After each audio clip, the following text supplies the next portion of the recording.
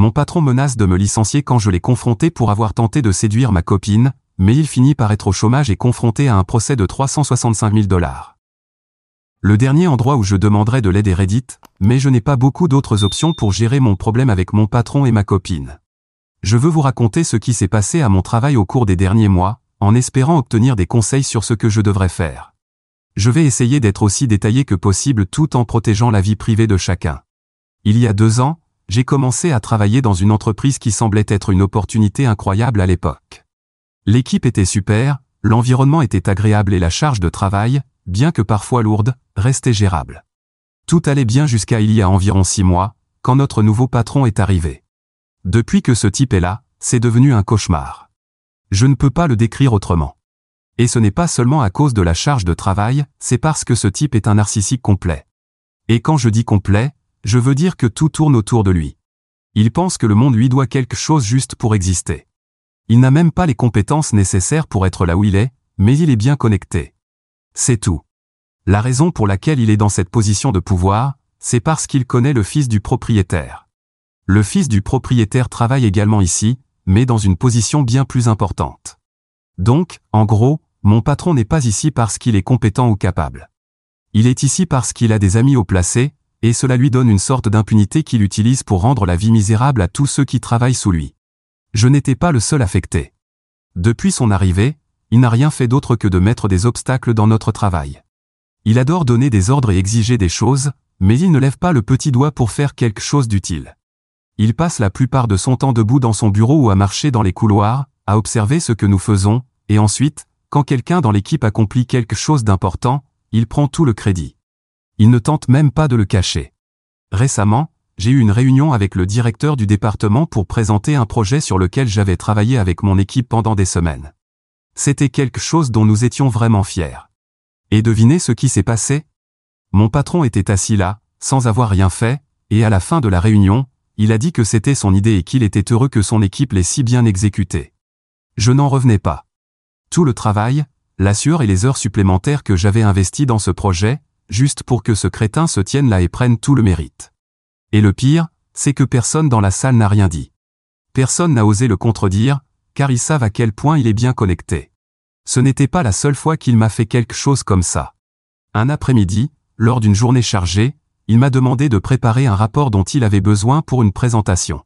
Il m'a dit qu'il le voulait prêt en 1 heure et ne m'a pas laissé de marge pour réorganiser mes autres tâches. J'ai tout fait pour le finir à temps, et quand je suis arrivé dans son bureau avec le rapport, il l'a regardé pendant quelques secondes puis a commencé à crier sur moi devant tout le monde, disant que le format n'était pas correct et que c'était une honte de lui remettre quelque chose d'aussi médiocre.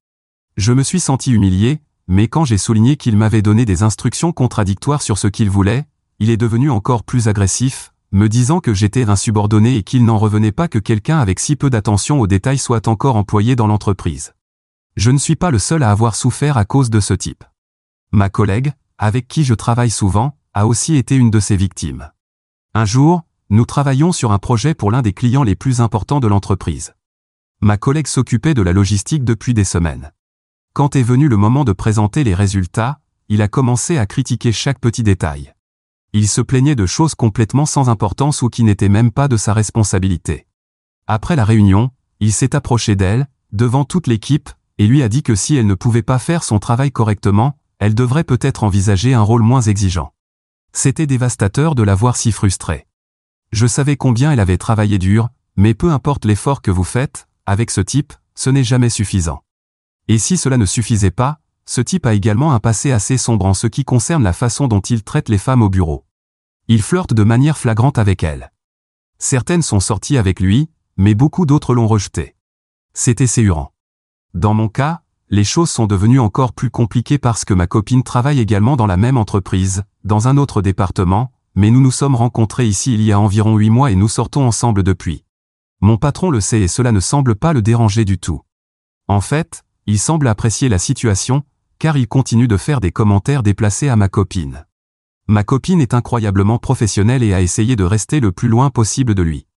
Dès le début, elle a bien fait comprendre qu'elle n'était pas intéressée, mais cela n'a pas arrêté ses avances. Il y a quelques mois, lors d'une fête de l'entreprise, mon patron l'a approchée et a commencé à faire des commentaires répugnants, lui disant que si elle en avait marre de sortir avec quelqu'un comme moi, il serait heureux de lui montrer ce qu'était un vrai homme. Ma copine s'est rapidement éloignée, mais depuis ce jour, il continue de lui envoyer des messages suggestifs et de faire des insinuations chaque fois qu'il la voit. Il est même allé jusqu'à lui envoyer des emails depuis son compte professionnel, des messages pleins de blagues vulgaires et d'insinuations sur le fait qu'elle mérite mieux. Nous avons souvent discuté de l'idée d'aller en parler aux ressources humaines pour le signaler, mais elle a peur. Ce n'est pas seulement à cause de l'inconfort que cela représenterait d'affronter la situation, mais elle sait que ce type est intouchable. Le patron est très ami avec le fils du propriétaire, et tout le monde le sait. Ma copine craint que si elle dépose une plainte officielle, elle soit licenciée, ou pire, mise sur liste noire dans le secteur. Elle n'a pas de famille dans cette ville et dépend fortement de son emploi. Si elle se fait licencier, elle ne veut pas dépendre de moi jusqu'à ce qu'elle trouve un autre travail, ce qui est totalement compréhensible. Je sais que la situation est difficile pour elle, mais je ne peux pas rester là sans rien faire pendant que ce salaud la harcèle et nous menace. La goutte d'eau a été il y a une semaine, quand mon patron a fait un commentaire vulgaire à propos d'une de nos collègues qui n'était pas présente. Nous étions en réunion d'équipe quand, sans raison, il a commencé à dire que des femmes comme elle étaient là uniquement pour essayer de grimper les échelons rapidement, parce que quelqu'un devait probablement les aider, de plusieurs façons. Je n'en pouvais plus. Je me suis levé et je l'ai confronté devant tout le monde, lui disant de se taire et d'arrêter de parler de nos collègues comme s'il s'agissait d'objets. Je lui ai également dit d'arrêter de harceler ma copine, que ça suffisait, et que s'il ne s'arrêtait pas, j'irais déposer une plainte aux ressources humaines moi-même. À ce moment-là, je me sentais puissant, mais cela n'a pas duré. Mon patron m'a regardé avec un sourire arrogant et m'a dit que je pouvais déposer toutes les plaintes que je voulais, mais qu'il pouvait faire en sorte que ma copine et moi perdions notre emploi. Il m'a littéralement dit qu'avoir des amis haut placés ouvre de nombreuses portes, mais que cela peut aussi les fermer. Puis, il a ajouté que si je continuais à le déranger, non seulement nous serions licenciés, mais il rendrait également très difficile pour nous de trouver du travail dans ce secteur. En gros, il menace de détruire nos carrières si nous faisons quoi que ce soit pour nous défendre. Alors maintenant, je suis ici à demander conseil. Je ne sais pas quoi faire. Je suis prêt à perdre mon emploi si cela signifie que ce type paie pour ce qu'il a fait, mais ma copine ne veut pas prendre ce risque, et je le comprends totalement. Elle n'a pas le même réseau de soutien que moi. Si elle perd son emploi, il serait bien plus difficile pour elle de se relever. J'ai aussi pensé à contacter d'autres femmes qui ont été harcelées par lui, mais je soupçonne que beaucoup d'entre elles ont aussi peur que ma copine. Je ne veux pas que qui que ce soit perde son travail à cause de ce type, mais que puis-je faire si tout le monde dans l'entreprise a trop peur de lui tenir tête? Merci à tous ceux qui ont lu jusqu'ici. J'apprécie vraiment tout conseil ou suggestion que vous pourriez me donner. Mise à jour 1. Ma copine et moi avons beaucoup discuté de ce que nous devrions faire, et après avoir lu certains des commentaires que les gens ont laissés sur le post précédent, je pense que nous commençons enfin à voir un chemin clair. Je suis vraiment reconnaissant à vous tous, non seulement pour vos suggestions, mais aussi pour avoir partagé vos propres expériences avec des patrons difficiles. Je pense que la chose la plus logique et efficace que nous puissions faire est d'essayer de contacter d'autres personnes qui ont été harcelées par mon patron. Nous ne pouvons pas continuer à gérer ça seul, et j'en suis arrivé à la conclusion que si plus de personnes déposent une plainte formelle, il sera bien plus difficile pour l'entreprise d'ignorer le problème, même avec ses connexions avec le fils du propriétaire. Ma copine, cependant, a toujours des doutes, ce que je comprends complètement. Elle est vraiment préoccupée par les représailles, et même si ça ne me dérange pas de perdre cet emploi si cela signifie que ce type paie pour ce qu'il a fait, c'est finalement sa décision. Mais après en avoir discuté plusieurs fois, je pense qu'elle commence à voir l'intérêt de cette idée. Au bout du compte, ni elle ni moi ne pouvons continuer à travailler dans un environnement comme celui-ci, et nous ne voulons pas non plus que d'autres continuent d'être victimes de ces abus. Nous savons que la peur de perdre son emploi pèse lourd, mais il est également évident que travailler dans ces conditions est tout aussi insupportable. Le plan pour l'instant est de commencer à contacter d'autres femmes qui ont été harcelées par lui. J'ai déjà quelques personnes en tête qui ont aussi mentionné se sentir mal à l'aise face à son comportement. Le défi sera de les aborder de la bonne manière, car je ne veux pas qu'elles se sentent sous pression ou effrayées. La situation est très délicate, et la dernière chose que je souhaite, c'est que quelqu'un d'autre se sente menacé ou en danger de perdre son emploi pour avoir parlé. J'ai même pensé à contacter les femmes qui auraient apparemment eu une relation avec lui. Je sais que cela pourrait être délicat, mais j'ai aussi le sentiment que ces relations n'étaient probablement pas saines pour elles non plus. Des gens comme lui manipulent généralement et utilisent leur position de pouvoir pour obtenir ce qu'ils veulent, et s'il a été capable de harceler autant de femmes, je ne serais pas surpris s'il avait aussi maltraité celles avec qui il était impliqué. Toutes ne voudront peut-être pas parler, et certaines pourraient se sentir honteuses, mais je pense que c'est une possibilité à explorer. Ce qui me retient un peu maintenant, c'est que je ne veux rien faire sans être totalement sûr que ma copine soit d'accord avec ce plan. Je ne veux pas la pousser dans quelque chose pour lequel elle n'est pas prête ou l'entraîner dans une bataille qu'elle ne veut pas mener. J'ai vu à quel point cette situation l'a affectée, et bien que j'ai l'impression qu'elle veut également obtenir justice, je crains qu'elle ne soit pas prête émotionnellement à affronter ce qui pourrait être un processus très difficile. Pour l'instant, nous allons avancer lentement.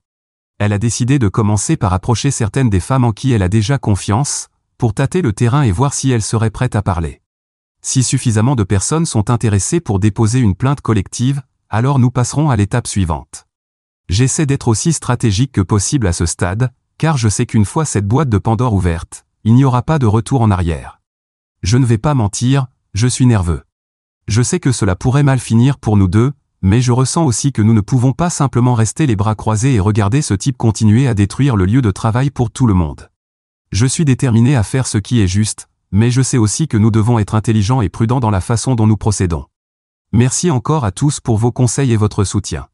Cela m'a vraiment aidé de savoir que nous ne sommes pas seuls dans cette situation. Je vous tiendrai au courant de l'avancement de ce processus. J'espère que nous pourrons trouver un moyen de résoudre cela équitablement. Mise à jour 2. Ces dernières semaines ont été extrêmement épuisantes, non pas tant à cause du travail lui-même, mais à cause de tout ce que nous avons dû faire pour rassembler suffisamment de preuves et coordonner les plaintes contre mon patron. Honnêtement, cela a été émotionnellement éprouvant, non seulement pour moi et ma copine, mais aussi pour tous ceux qui sont impliqués. Et même si la peur est toujours présente, j'ai l'impression que nous nous rapprochons de la fin de ce cauchemar. Pendant ce temps, mon patron n'a pas arrêté ses manigances. Comme si tout ce qui s'était passé jusqu'à présent ne suffisait pas, il y a quelques jours, il m'a mis dans une autre situation humiliante. Il m'avait demandé de préparer une présentation pour un client important, une tâche qui demandait beaucoup d'efforts et de dévouement. J'ai travaillé des heures supplémentaires, non seulement pour respecter la date limite, mais aussi pour m'assurer que tout soit parfait, étant donné l'importance de ce client pour l'entreprise. Le jour de la présentation, juste avant d'entrer dans la salle de conférence, mon patron a rapidement examiné le matériel que j'avais préparé et, sans prévenir, a décidé de tout changer à la dernière minute. Puis, pendant la réunion avec le client n'était pas satisfait de ce que mon patron a présenté. Mais au lieu d'en assumer la responsabilité, il a dit que c'était moi qui avais travaillé dessus, rejetant toute la faute sur moi. Non seulement c'était non professionnel de sa part, mais aussi injuste pour le client. Peu importe de qui c'était la faute, il est le chef de projet et aurait dû assumer la responsabilité, au lieu de blâmer un employé, surtout quand ce n'était même pas de ma faute dans ce cas. Voir cela en tant que client n'est pas ce qu'on attend lorsqu'on engage une entreprise. Mais l'événement le plus choquant de ces dernières semaines ne me concerne pas directement. Une collègue d'un autre groupe, avec qui j'ai beaucoup parlé récemment parce qu'elle a aussi eu des problèmes avec mon patron, a finalement perdu patience. Il s'avère que mon patron lui faisait des commentaires inappropriés depuis des mois, et elle avait essayé de rester calme et professionnelle, mais chacun a ses limites. Un jour, lors d'une réunion où elle présentait un projet, mon patron a commencé à faire des blagues déplacées, insinuant que son succès dans l'entreprise n'était pas dû à ses compétences, mais à d'autres façons d'impressionner ses supérieurs. C'était un commentaire totalement déplacé, fait devant d'autres personnes. Ma collègue, visiblement bouleversée, l'a regardé et, sans réfléchir, lui a donné une gifle. La salle est devenue silencieuse. Mon patron a essayé de rire maladroitement et de minimiser la situation, mais on voyait bien sur son visage qu'il était furieux. Elle s'est levée et a quitté la salle sans dire un mot de plus. Plus tard, elle m'a dit qu'elle ne regrettait pas ce qu'elle avait fait, mais qu'elle était inquiète des répercussions possibles. Heureusement, elle a aussi décidé de se joindre à nous pour cette plainte collective. Elle sait que se dresser contre lui seul ne ferait qu'aggraver les choses, mais avec le soutien de tout le monde, elle sent que c'est le moment d'agir. Nous sommes maintenant cette femme prête à déposer une plainte formelle contre lui, y compris ma copine. C'est un immense soulagement de savoir qu'elle a finalement décidé de nous rejoindre. Je sais que cela n'a pas été une décision facile pour elle, mais il devient de plus en plus évident que ce n'est pas un environnement dans lequel aucun de nous ne peut continuer à travailler si rien n'est fait. Et il ne s'agit pas seulement de femmes harcelées. Certaines d'entre elles sont ses « ex-copines », entre guillemets, parce que leurs relations avec lui ne se sont pas bien terminées. Après leur rupture, il a commencé à les harceler de manière plus agressive et cruelle, probablement en guise de représailles pour l'avoir quitté. L'une d'elles, en particulier, m'a raconté une histoire qui m'a glacé le sang. Apparemment, quand ils étaient encore ensemble, mon patron a essayé de flirter avec sa sœur lors d'une soirée. C'est ce qui l'a poussé à le quitter, mais les choses ne se sont pas arrêtées là. Après l'avoir quitté, il a commencé à saboter son travail. Soudainement, elle a commencé à recevoir des tâches impossibles, des délais irréalistes, et des critiques constantes sur sa performance, tout cela dans le but clair de rendre sa vie impossible jusqu'à ce qu'elle démissionne. Elle a enduré beaucoup de choses, mais maintenant, elle sent que c'est sa chance de rendre justice. J'ai aussi parlé à quelques collègues qui, comme moi, ont été victimes de son mauvais traitement. Bien que l'accent de la plainte soit mis sur son comportement envers les femmes, il est important de prendre en compte aussi la façon dont il traite les autres employés. Son abus n'est pas seulement sexuel ou lié au pouvoir, il est également émotionnel et professionnel. J'ai appris qu'au moins 3 autres personnes sont prêtes à partager leur version des faits, décrivant comment elles ont été humiliées, rabaissées et manipulées par ce type. Nous partageons tous le même objectif, nous voulons que cela frappe si fort qu'il soit impossible pour l'entreprise de l'ignorer. Nous voulons que cela soit si important que, même avec ses connexions, la pression soit si forte que l'entreprise n'ait d'autre choix que d'agir. Aujourd'hui, c'est vendredi, et nous sommes à quelques jours de rendre cela officiel. Le plan est que nous allions tous au département des ressources humaines ensemble lundi matin. Nous n'allons pas déposer la plainte en groupe, mais nous nous présenterons tous en même temps pour qu'ils sachent que c'est sérieux. Chacun de nous aura une réunion privée avec l'équipe des ressources humaines pour partager nos expériences en détail. De cette façon, chaque cas sera traité individuellement, mais avec la force collective de savoir que nous sommes tous ensemble dans cette démarche. Nous savons que cela ne sera pas facile, et il est très probable qu'ils essaient de le protéger en raison de ses connexions, mais nous sommes confiants qu'à plusieurs, ils n'auront pas d'autre choix que d'agir. Et s'ils essaient de dissimuler cela, nous avons déjà discuté d'autres options possibles, comme porter l'affaire à l'extérieur de l'entreprise. Voilà pour l'instant. Lundi sera un jour clé. Je ne sais pas ce qui va se passer, mais j'espère que nous sommes enfin proches d'obtenir justice et de mettre fin à ce cycle d'abus. Je publierai une mise à jour une fois que tout sera terminé. Merci encore à tous ceux qui ont lu et commenté, votre soutien a été un phare dans ce processus difficile. Mise à jour 3. Aujourd'hui, c'est lundi soir, et nous avons enfin passé toute la journée à parler avec le département des ressources humaines. Ce fut une journée assez longue, bien que cela ne nous ait pas surpris, et nous étions prêts pour cela. Chacun de nous a eu l'opportunité de partager sa version des faits. Ce que je peux dire, pour l'instant du moins, c'est qu'il y a un léger soulagement dans tout ce processus. Après tous nos témoignages, les ressources humaines ont pris la décision de retirer temporairement mon patron de ses fonctions, et ils l'ont suspendu pendant qu'ils poursuivent leur enquête. C'est une première étape, bien que je ne considère pas encore cela comme une victoire définitive. Nous savons que l'enquête pourrait aller dans les deux sens, mais la suspension nous offre un peu de répit et la chance de travailler sans avoir à le supporter pendant un moment. Ce qui m'a le plus surpris aujourd'hui, c'est ce qui s'est passé après nos réunions. L'ami de mon patron, qui est aussi le fils du propriétaire, nous a tous rassemblés, ceux qui avaient déposé des plaintes. Pour être honnête, au début, j'étais inquiet que cette réunion soit un piège ou une tentative d'étouffer ce qui se passe, mais c'était complètement différent de ce que j'avais imaginé. Il nous a dit qu'il était choqué par tout ce qui avait été révélé et qu'il ignorait ce que son ami avait fait. Le plus surprenant était qu'il semblait vraiment déterminé à mener une enquête approfondie, et il nous a assuré qu'il prendrait des mesures exemplaires contre lui si les accusations se révélaient vraies. Je ne peux pas dire avec certitude s'il l'a dit parce qu'il croit vraiment à notre version des faits, ou s'il le fait simplement pour protéger les intérêts de l'entreprise, mais pour l'instant, c'est un bon résultat. Nous savions qu'il y avait une forte probabilité qu'il essaie de défendre son ami, mais au lieu de cela, il semble prendre la situation au sérieux. Bien sûr, je ne suis pas naïf, cela pourrait faire partie d'une stratégie pour protéger la réputation de l'entreprise et éviter de plus gros problèmes, mais au final, ses intérêts et les nôtres semblent être alignés, et c'est ce qui compte le plus pour l'instant. Il ne reste plus qu'à attendre les résultats de l'enquête des ressources humaines.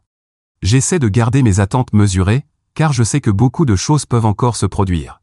Cela pourrait prendre des semaines, voire plus longtemps, mais pour l'instant, je suis satisfait d'avoir franchi cette première étape. J'espère revenir bientôt avec d'autres nouvelles, et avec un peu de chance, avec un résultat qui en vaille la peine. Mise à jour 4. Je dois vous annoncer quelque chose que, honnêtement, je ne pensais pas dire aussitôt. Mon patron, ou plutôt mon ex-patron, ne travaille plus dans l'entreprise. Ils ont décidé de le licencier, et bien que nous savions déjà que la situation était grave, ce n'est pas la seule mauvaise chose qui lui est arrivée récemment.